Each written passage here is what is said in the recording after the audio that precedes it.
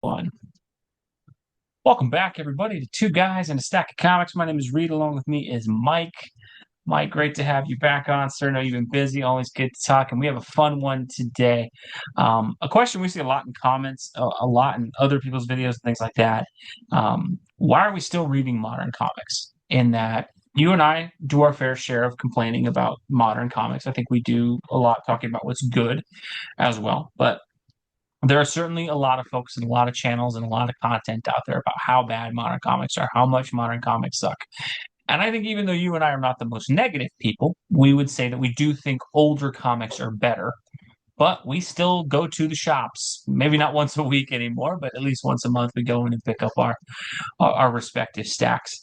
So, Mike, I'll kind of just kick it to you first, sir, on this. If people ask you, okay, why do you still read modern comics? What is it that still brings you back into the store?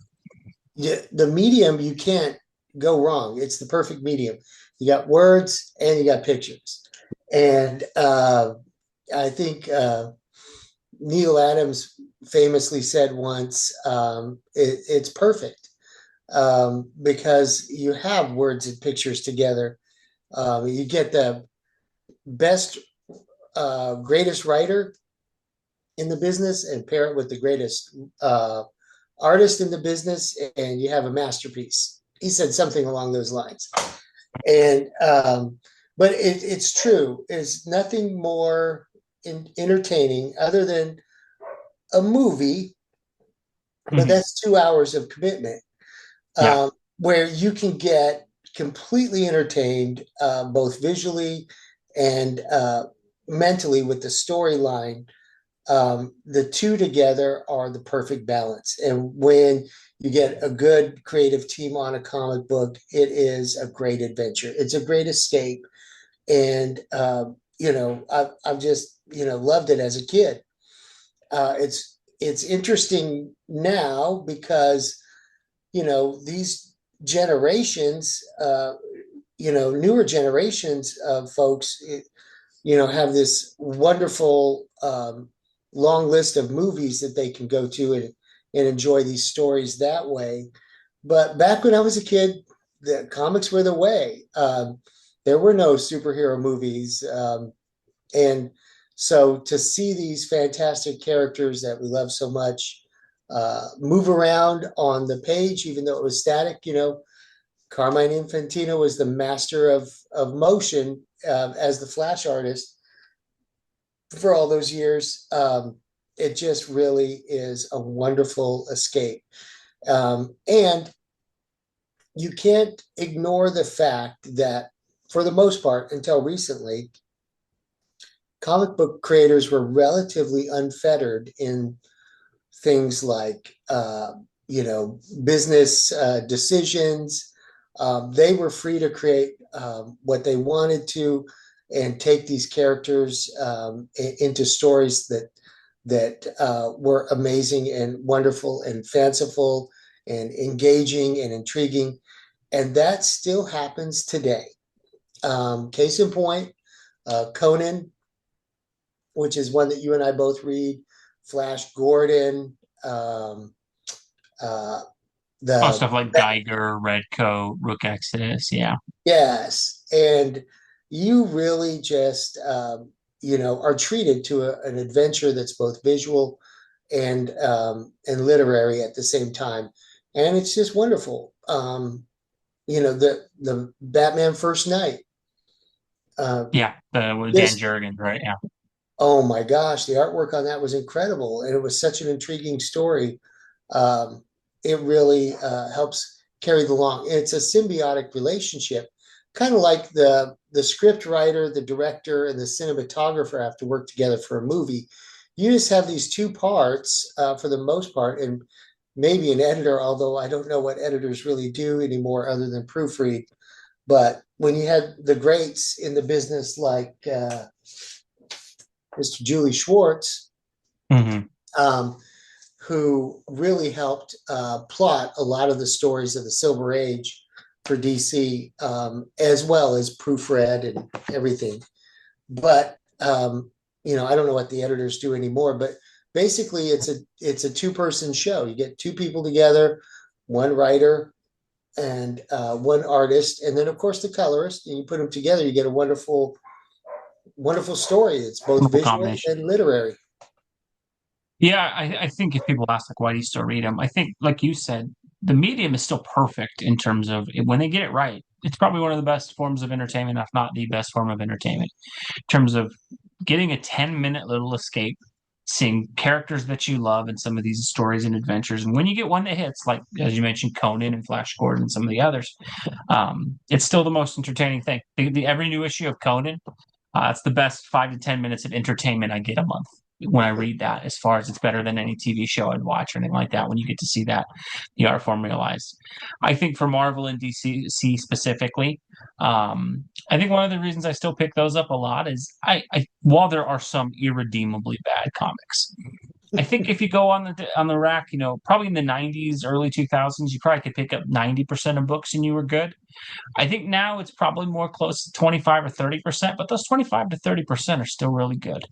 Yeah. And I think what I've had to learn a little bit of is just, yeah, Batman may not always be the best book anymore, but there's normally a good Flash or a good Green Lantern or a great Aquaman book or Moon Knight or something like that. And I think that's the thing is you start to find some of these writers who maybe are a little bit undervalued, but they tell really engaging and engrossing stories. And I think when you find that combination in the medium, you can find characters that you didn't really necessarily know as a child that you can pick up and discover, wow, this is this great character with this rich tapestry of stories and art, and it even gets you to go read some of the old stuff. I know for me in the last decade, Moon Knight's been a character like that, and that he wasn't on the grocery store shelves when I was a kid, so just he wasn't really a favorite character of mine. And then, during the pandemic, I picked up a couple Moon Knights. I was like, man, this is a good comic. And then you go back and you dig through some of the older stuff that, Doug mentioned, other guys did on the character. You're like, dang, man, this is a cool character with a lot of great stories.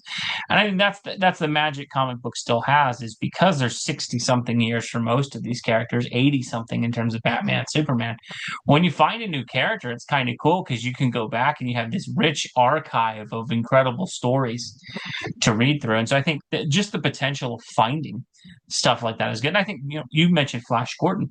I'm not a Flash Gordon guy. I had seen the movie, the 80s one, the cheesy one with the Great Queen soundtrack, maybe once or twice on like the Sci-Fi Channel. But that's about my extent of Flash Gordon. And then, Jeremy Adams, because I've been reading The Flash and how good he was, gets the series. Man, it's an incredible book. And you realize, man, Flash Gordon's really cool. And you dig into a bunch of old Flash Gordon stuff. And that's what I love about the medium. There's so much variety and variation of things you can pick up stuff. Oh yeah. It's so great to see a new Flash Gordon comic come out because I used to love those. You know, I go I think Western Publishing did a Flash Gordon comic in the early 80s, late 70s, and I would get some of those. I always love that adventure. It's just a great escape. And the same with the Phantom.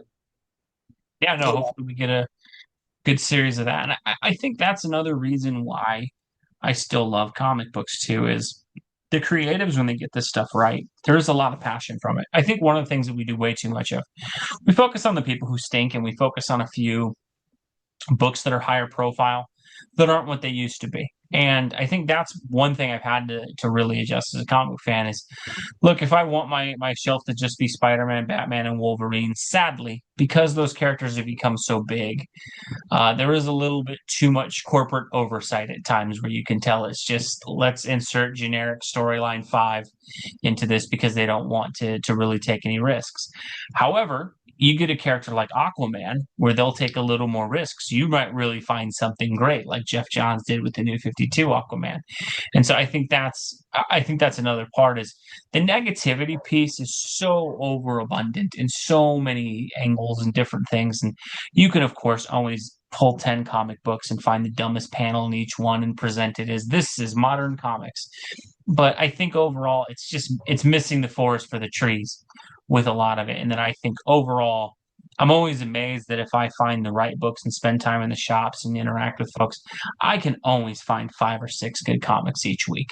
It may not be the 5 or 6 comics that I wanted to be the best, but man, like Yeah. there may be there's normally a great GI Joe comic book or Transformers or something like Invincible or Ghost Machine and stuff like that.